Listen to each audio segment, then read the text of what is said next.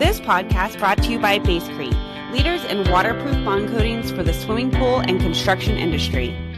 Hey, thanks for joining us on another episode of Pool Magazine Podcast. I'm here today with Rudy Stankowitz. He's a 30-year veteran in the pool industry. I mean, this is a guy with a master and commander level expertise in all things related to pool chemistry. If your pool is green, Rudy's the guy who's going to tell you how and why and how to fix it. Thanks for joining us today, Rudy. Thanks for having me, Joe. I'm excited. Hey, Rudy, you're an award-winning Pool and Hot Tub Alliance instructor, NRPA instructor. You're doing CPOclass.com. You're also CEO and president of Aquatic Facility Training Consultants. You know, people who know you in the pool industry, I mean, like, you know, you're right up at the top there when it comes to pool service and being a thought leader in all things about pool chemistry. But why don't you tell people who don't know who you are and maybe don't know your track record in the pool industry about what it is that you do and what CPO class is all about too? Well, I started in the industry pretty much like everybody else did. I think I kind of fell in ass backwards.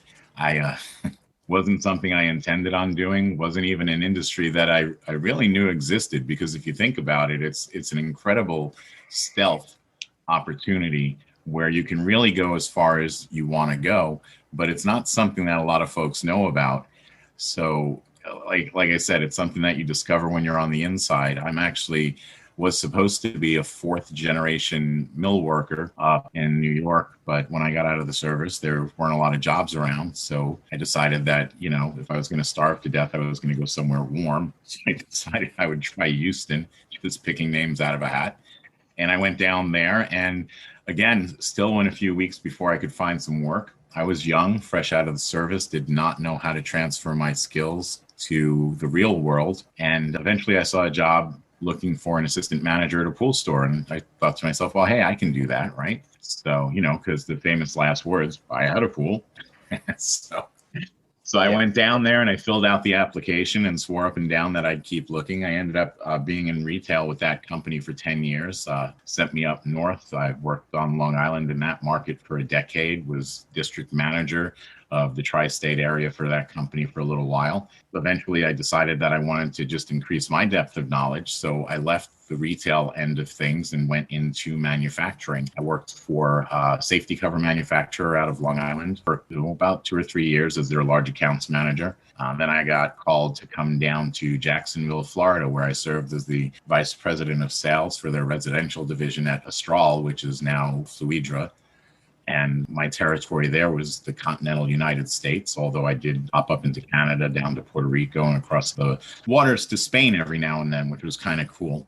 After a while, you know, traveling wears on you. I decided that I would open my own service company, and I did that in North Central Florida for a good solid 8 years before I sold that company. Then I started doing the consulting and training. With this is pretty cool. Here's the thing. The pool industry has really been really good to me. It has. It's kept food in my belly. It's kept a roof over my head. I've had lots of opportunities, and I'm at a point where I just kind of wanted to give back. I sold that company, and, you know, I did well with the sale, not quite enough to retire, nor was I quite old enough to retire. So I had to come up with something. So I thought, you know, giving back would be a good thing to do. So I went into consulting and I went into education. And in teaching, you know, it's kind of cool because you talk about the CPO class and the AFO class. I also have a couple of online classes of my own. When you're actually teaching and you can see that person in front of you, and all of a sudden you can see it in their face when they have that aha moment.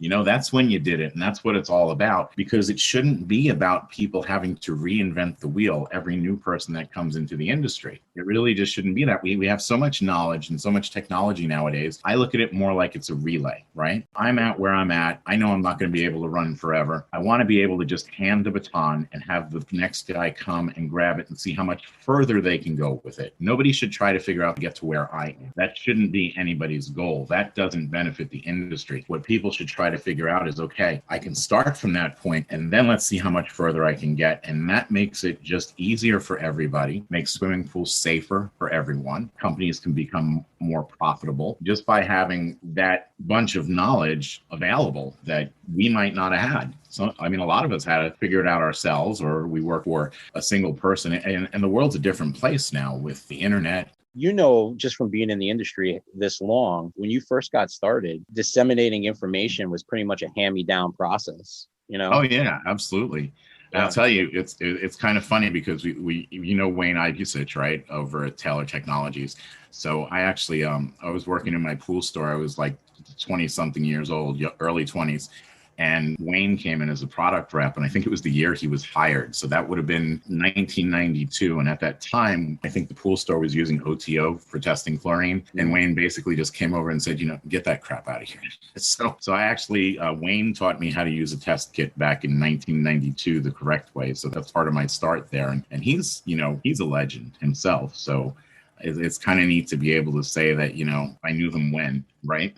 So, but the CPO class itself isn't, or the AFO class, any of the classes, I mean, people should take advantage of the education that's available out there, whether it's paid or free education. And that's how you get ahead. That's how you become a larger company. I mean, honestly, Joe, you see a lot of folks that come into the industry and they really can't compete on service. They can't compete on skills. They don't have the knowledge. And instead of trying to get that knowledge, what they do is they drop their pants with their pricing. And that only damages the market that they're in and makes it difficult for anyone to actually get their value when that occurs. So, I mean, there's just too many opportunities to get education. Well, you're always going to have one guy driving around with a pole hanging out of the back of his truck, selling service at bottom prices. And you're always going to have guys that have gone through the trouble of getting the proper training and are doing things the right way. That are just irritated by these people being in the industry. I mean, basically what it does is it devalues their work and it kind of sets an unlevel playing field, unlevel expectations with the homeowner who says, hey, why are you $30 more an hour than the guy up the street? Well, the guy up the street has no training. Well, that's the point. I mean, it doesn't just devalue their service, it devalues everybody's service in that market. So all of a sudden, what service is worth is a lower price point. It drops in value. So it's like a stock dropping almost. You have somebody that comes in and does things dirt cheap. All of a sudden, you see the pricing the market can bear starts to decline. And that's why you'll see a lot of areas where they have inexpensive pricing. And you hear folks talk about it. Commoditizes it. Oh, absolutely. And the homeowner doesn't know any better. They had a guy, he didn't show up, their pool turned green. I want the next guy, but what? Whoa. How come you're not charging the same price? Right. It's like, well, do you want the green pool? I mean, really, it is a you get what you pay for type of situation. But I do feel bad for the pros that are in these areas that have been damaged where they can't raise their pricing to where they want it to be, where it should be, and actually get what their worth is. Not that they're undercutting now. I'm sure they're getting as much out of the areas as they possibly can. But I wish it was just one person with a pole in their truck that does this. Unfortunately, it almost seems like it's hordes of people each year. And then even when they go out of business due to mismanagement or the fact that they, what it is they look at it like it's a job, Joe.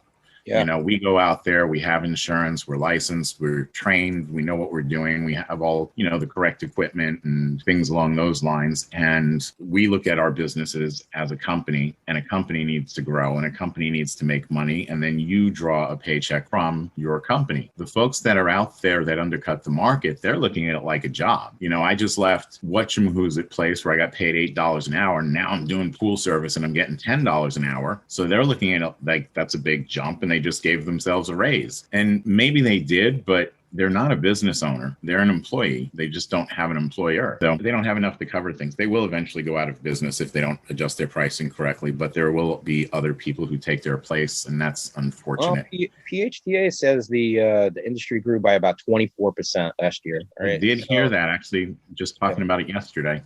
Yeah. So, I mean, you can predict that following that swell in demand and that everybody's riding on COVID's coattails and how hot the pool industry is right now, that you're just going to get a whole new flock of nascent pool companies. I agree. It's going to be worse this year probably than it has been before. You're going to get a lot of folks that are in some position, whatever it is, and their thought runs through their head, well, so I own a truck, or maybe you don't even need a truck nowadays, right? We'll just stick the pole out the window of a Volkswagen.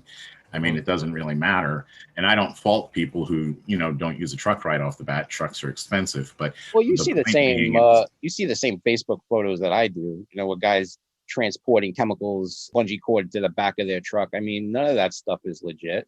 it's not legit at all when they do things incorrectly. But I've been the one puller when I started out, where you all of a sudden your truck goes down, and what do? Yeah. Now, me personally, I went and rented trucks at U-Haul, and that happened, just to be honest with you. No, but if that's your day to day, and that's how you're operating and doing business out there, and everybody sees you out there riding around, your one pole and your Tupperware with your chemicals hanging out the back, it's a bad look. Oh, yeah. Appearance is so much of what your value is. It just is. And a lot of times we'll even talk about unmarked vehicles versus magnets versus vinyl versus truck wraps and stuff like that. But yeah, I do agree. Those set a bad image. And whenever there's an accident or something along those lines, unfortunately, it's not going to be, oh, well, that guy didn't do things correctly. It's just going to be, oh, look, another pool person spilled bleach across the highway. You know it better than anybody. I mean, what are some of the things that you teach, when you're acting in a mentor and an instructor? What are some of the values that you impart? Well, I stress not undercutting the market. In fact, I tell everybody, you know what? Here's the thing. One of the questions I usually ask in class, no matter what class it is, because I do like to help people grow, is to provide me with an answer to this question. Why should I hire you? I ask everybody, and it seems like it's a simple enough question, but you know what? Greater than 99% of the time, you're going to give me an answer that everyone else gives me, and that's not going to help your customer make a decision to hire you. What your customer is looking for is added value, right? We expect that people brush. We expect that people skim. We expect that people vacuum. That's just pool service, so you shouldn't tell me those things. If you're going to tell me you're always where you're supposed to be when you're supposed to be there, who's not going to say that? Everybody's going to say it, whether it's true or not. That doesn't help me make a decision to hire you. Tell me you know what you're doing. That's why I should hire you. Who's going to pick up the phone and say, well, why should you hire me? Well, I have no friggin' clue what the hell I'm doing. Nobody's going to say that. They're all going to say they know what they're doing. So that doesn't help. So some of the things that you look for is finding added value, so that way you can help the customer decide to hire you. I can go back, and this is commonplace now. It wasn't when I was doing service, but I used to always take a picture of every single pool after I serviced the pool. And I had my techs do the same thing. And mostly I started doing this because there was this rogue landscaper that really tried to screw me over one day. Because when I was first starting out, I was taking care of a lot of foreclosed pools, right, just simply because of where the market was at. And there's pretty decent money in green to cleans. I know you know that. Yeah. And I had this one pool that I was caring for after I turned it for a realtor who gave me a ton of business. And they called me up and said, hey, look, we're showing this house today. I know it's not the regular day. Can you come out and just spritz it up and make sure everything looks perfect? And I said, well, sure, absolutely. These folks are giving me a ton of business. I'd probably do it regardless. But I went out there and I made sure everything was perfect. And a couple of hours later, I get a phone call from the realtor, pissed off. It's like, I told you this and that, and it was important. And, if you could have just said no, and I would have known what to expect. And I was like, well, wait a minute. I was out there. And he said, well, here, I'm going to send you these pictures. And he sent me some pictures. And he said that, thank God the landscaper sent these to him so he could be somewhat prepared for the customer. And what I got were pictures of a crystal clear pool with grass clippings floating across the surface. And I was like, you mother father. So from that point forward, I took pictures because I wasn't going through that again. And mostly I just kind of saved them in case things like that came up. But then I started to realize that, I had a lot of customers that were landlords, business owners that were away on business a lot, rental homes, vacation homes, things along those lines. And they didn't get to see their pools every day like everybody else did and see what a great job we did, So I started automatically forwarding those pictures to those folks, and they loved it. And all of a sudden, they had a set of eyes in a backyard where they might not necessarily have had a set of eyes before. So they kind of get a feel for what's going on from just looking around what's in the picture. I started using that and talking it up when I was talking to people. And for those types of folks, that became my marketable point of difference. No one else was offering photos at that time, at least not in my area they weren't, or maybe if I hadn't heard of it. I'm not going to say I invented the idea, but it was long before the apps started doing it that are available now. People loved it, and I grew my business exponentially from that. So it was pretty fantastic. I also try to stress keeping everybody involved in what's going on. I had a situation where, and this is going way back, but I had a tree that was actually infested with aphids hanging over a pool. There's a lot of... Great. It was a blast. There's a lot of value in this story.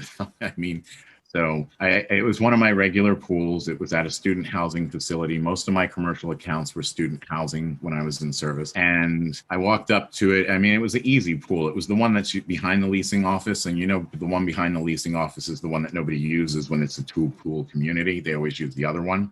So this is a small pool, low bather load, hardly any use at all. And I walked up to it one day and the water was milk white. I mean, not like exaggerating, but you could not see the second tread in this pool. So my first thought was, what the? But anyway, I tested the water. The chlorine level was at 0. It shouldn't have been. My first thought was maybe the tubing for their offline chlorinator broke, because that's what most of these were set up with. And I went down into the pump room, which was kind of like catacombs out of Hannibal Lecter or something.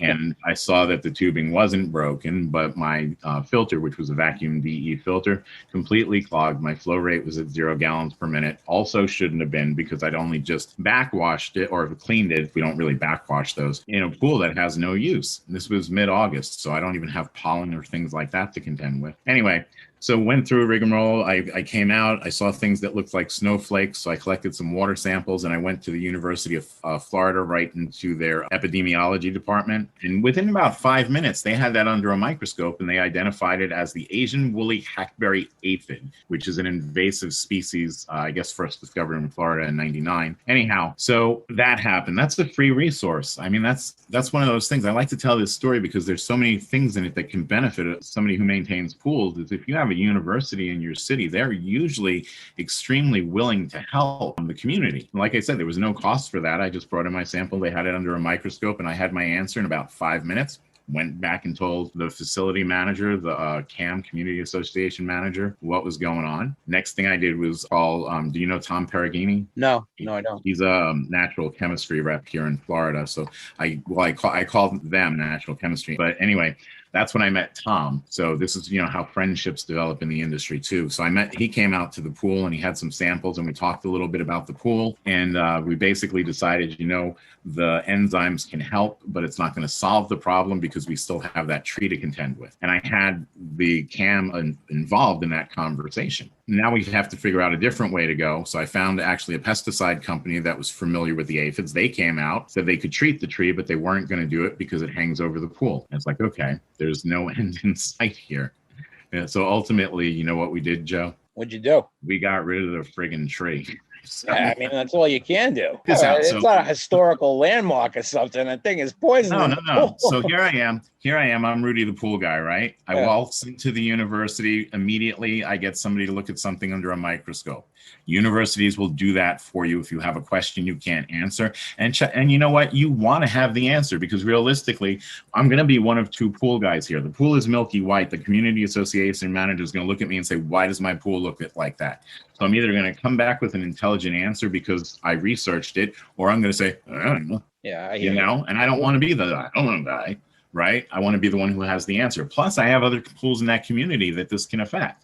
So the college, a good resource. Then the chemical manufacturer, they didn't know me. I called, they sent somebody out the next day poolside, and we talked about possible solutions poolside and involved the community association manager. So they want you to use their product. They're also nice. I mean, I'm not saying they didn't come out because they're nice, but they want you to use their product. And if you use their product, the distributor is going to bring it in, and then everybody's going to use their product. So you can get this help if you reach out. And if you reach out to somebody and they're not going to come out, call the next one. There's another one. Yeah. Right. I know plenty of guys in the chemical industry that do that. You know, Harold Evans. Yes, I know Harold over at Orenda. He's a great guy. But then I don't know if he was doing it. This was a long time ago, so I don't know if Harold was in that game at this point in time. But in either case, another benefit from this now, I'm dealing with a community association manager who happens to be part of a management company. I have this one facility. Do you know that within the next year, I had 20 facilities from that management company? And do you not see that involving this community association manager in everything that was going on with this problem pool help as they spoke about the efforts? I mean, some people say that I went above and beyond in the things I did here. I think it's brilliance by contrast. I think I did what you're supposed to do. Sure, it's a domino. Yeah, but by doing that, this manager's talking to the other managers, and then when they have issues, they call me. I come out, I drop a bid, and then I was picking up those jobs as well. So not only, did I make this person happy. I grew a bunch with that management company because of this. So I like to share stories like that. I mean, so it's not so much what I tell people, it's, real world. These are things that I went through. These are things that legitimately happened to me. And I like to share those things if there's a learning lesson involved. Yeah, it's a good self-starter story. I mean, honestly, this is before Google and everything, I mean. Yeah. Before Google, BG. Yeah. So, but yeah, so we were talking about the other classes. I mean, a lot of the classes out there are designed like, the AFO and the CPO, they're designed to give a person a really good foundation in the industry that they can grow upon. A person's not going to leave one of those classes as an expert, but a person should leave those classes knowing a lot more than they did when they went into it. And that's one of the things that, I always tell people, every instructor brings a lot of different things to the table. Everybody has a little bit different of a teaching style. Everybody has a little bit different of a background. If you want to find the class where you're going to learn the most, research the instructor. I mean, because the CPO class is the CPO class, right? There's a lot of different ways to teach it. I mean, I've done everything from hands-on to chemical demonstrations to having live animals in class, which, sometimes goes over well, but well, now you're writing a book, I heard, right? You're doing a book. I've written a book, yes. It's called How to Get Rid of Swimming Pool Algae. It's on Amazon. It's actually been a bestseller in a couple of different categories since it was released, which is pretty cool. It's not your typical, if you have mustard algae, do this and then it's gone type of book. I'm a huge proponent of the pool person being the person who should make decisions poolside. I think the pool pro is the doctor and the pool is the patient, and every patient, and we know every patient is different. There's no such thing as cookie cutter pools. They might be the same shape and the same gallonage, but there's so many different factors that make that pool unique. So there's no such thing as cookie cutter pools. There's no such thing as cookie cutter chemistry. The environmental change see from pool to pool. These are all things that we need to take into consideration. And this book walks you through that process, because the easiest way to kill algae is to prevent it from happening in the first place. And I deal a lot. You have a copy of my book. You've read through it, correct? Yeah. Did you like it? It's really insightful. I mean, especially for a layman that doesn't know a whole lot about pool chemistry and water chemistry. It's really insightful for a person like me to read that, What I tried to, and I appreciate that. Thank you. What I tried to do is put together something comprehensive and show you how everything ties into the possibility that you could wind up with an algae problem. I mean, I'll rephrase it differently. So using an analogy, and I've mentioned it this way before, but you live in a specific neighborhood, right? Yeah, I'm on 10 acres. There's a lot of trees. And why'd you buy that house, Joe? Well, I mean, we wanted a nice place to raise our kids. We're in a really nice area in California. You chose that property because it was desirable to you. Yeah. Algae does the same thing. I mean, algae spores are airborne. You're always getting spores into the pool. But the more desirable water conditions are for that specific species or type of algae, the greater the chance that algae is going to be able to establish itself and then start to colonize it in the water. So there are things we can do chemically. I'm not talking about adding algicides or anything like that. If you look at my book, algicides are the very, very last part of the book, because I believe that is your last step. That's your last resort. Okay, we've done everything else.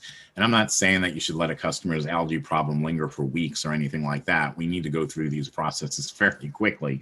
Why is algicide like the last go-to? Because there's so many different ways to prevent these things. Like I said, we go through the environment, we go through maintaining water chemistry. I talk about filtration and circulation and water balancing, how all of these things point toward a potential algae problem, or the way that we can adjust them so that we don't. I mean, that's really what it's all about. When you go out to a pool, if we're using an algicide, it's either because we're not analyzing everything correctly, or there's probably dead spots in the pool, and then things that are beyond your control. But we need to figure out what those are, because some things can be fixed, some things can be corrected. So the book is more, I mean, it's really the way that we look at it in the field, whether we write it down or not, the way the seasoned folks will take this on.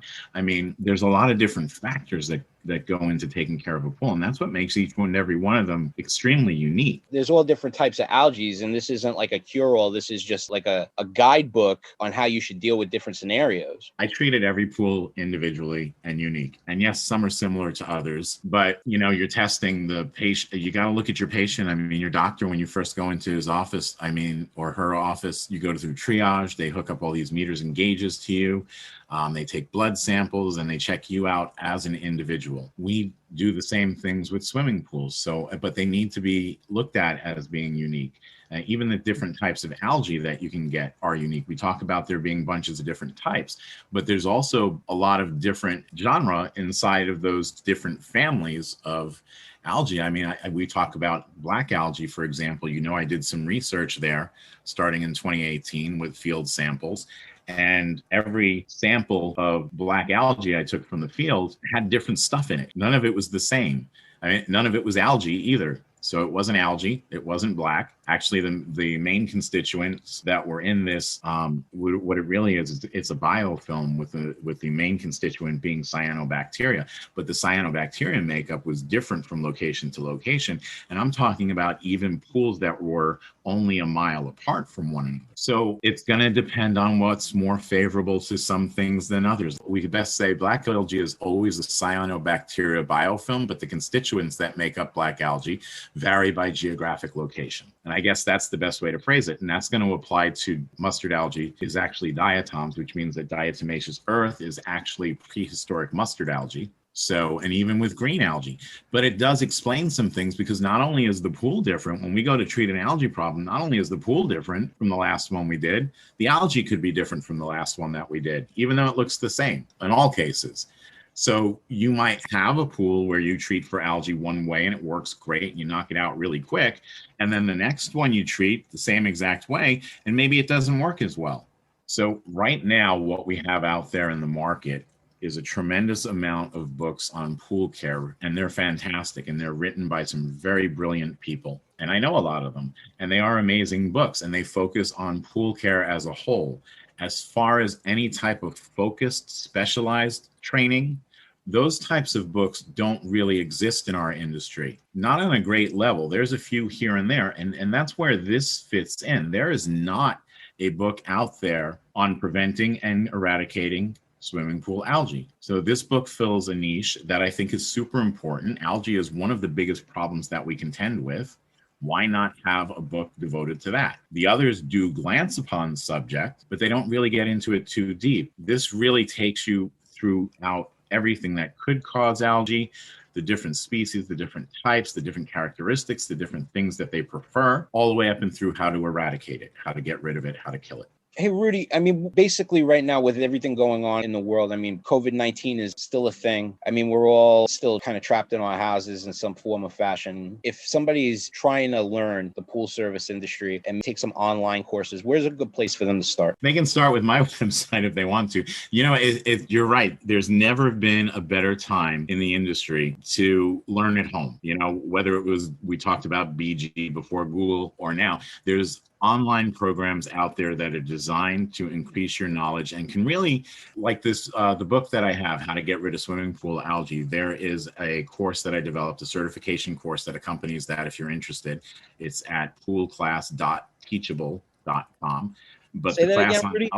It's poolclass.teachable.com. There's a couple of free classes there as well. I have one free class right now on how to test water, another one on how to calculate quantity of diatomaceous earth to use in vacuum DE filters. But then I have this class, the Algae Prevention and Eradication Specialist Certification Program. So it's actually a certification program. It's a 5-hour-long class. It's completely online, so someone can do it completely at their leisure, at home, out in a boat, at a pool, wherever, 3 in the morning, 3 in the afternoon, it doesn't matter. So they can get education from, or they can learn from this at any point in time they want. And not only does it actually make them increase their knowledge in these areas. And that's what that's going to do for them. It's going to make their jobs easier, their companies more profitable. It's going to build their business as well. So they're going to grow and be more profitable and have more time so they can take on more customers. And that's the benefit of the book. And that's the benefit of the program that follows. Not only that, we started out the conversation talking about marketable points of difference. I provide a logo here to that person that I certify. My company is certifying that person as an algae prevention and eradication specialist. So you go into your neighborhood and you have this on your social media, your website, and your business card, and all your advertising. Now, when somebody needs somebody, let's say you have an algae problem and you're calling a pool person for the first time. You're looking through whatever ads there are, and you say, "Oh my, look at this guy Joe. He's actually, an algae specialist. Who are you going to call?" You heard it from the algae specialist right here. You take his program, and then you can go out into the field with the Rudy Stankowitz Good Housekeeping seal of approval on algae. It gives the pool company, again, another marketable point of difference, something they can brag about, something that they can boast about. It's a tough class, Joe. I'm going to be honest with you. I've had some really seasoned folks go through the program, and it's not a gimme. I didn't want it to be a gimme. I wanted a class that you actually had to earn the certification.